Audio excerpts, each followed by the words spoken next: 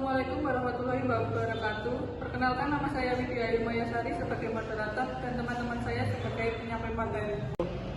Saya Vera Distiana sebagai penyampai materi akan menyampaikan materi tentang yang pertama, pengertian sistem ekonomi Islam.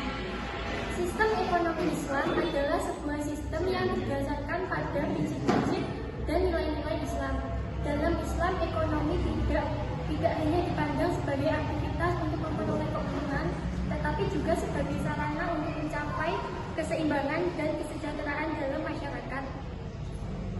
Sistem ekonomi Islam fokus pada prinsip-prinsip seperti keadilan, kemakmuran, dan keseimbangan, serta berpedoman pada hukum-hukum Allah yang terkandung dalam Al-Quran dan Hadis. Kemudian tujuan ekonomi Islam yang pertama dilakukan supaya manusia tidak melanggar, dan yang kedua mewujudkan perekonomian yang baik tanpa mengesampingkan norma-norma Islam, dan yang ketiga diharapkan dapat membuat seseorang tetap berpegang teguh dengan syariat Islam meskipun sudah dihadapkan dengan hal-hal yang berkaitan dengan keuangan, dan yang keempat menciptakan keadilan antar setiap umat manusia, dan kelima memberikan kesejahteraan sosial kepada seluruh lapisan masyarakat. Kemudian pengertian riba dan dampaknya.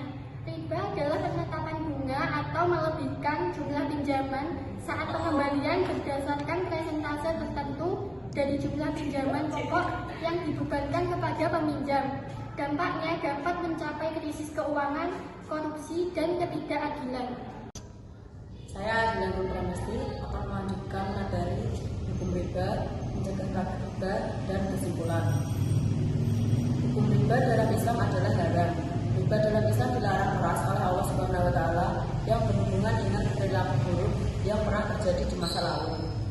Larangan riba secara langsung disampaikan oleh Allah Subhanahu wa Ta'ala dalam Al-Quran, surat Al-Imran ayat 130 yang berbunyi, "Hai orang-orang yang beriman, janganlah kamu memakan riba dengan berlipat ganda, dan bertakwalah kamu kepada Allah supaya kamu mendapat keberuntungan." Mencegah praktek riba. 1. Menggunakan sistem uang yang berbasis pada emas dan perak sebagai nilai standar. 2. Memastikan transaksi yang adil dan transparan. 3. Menghindari bunga yang dikenakan pada pinjaman.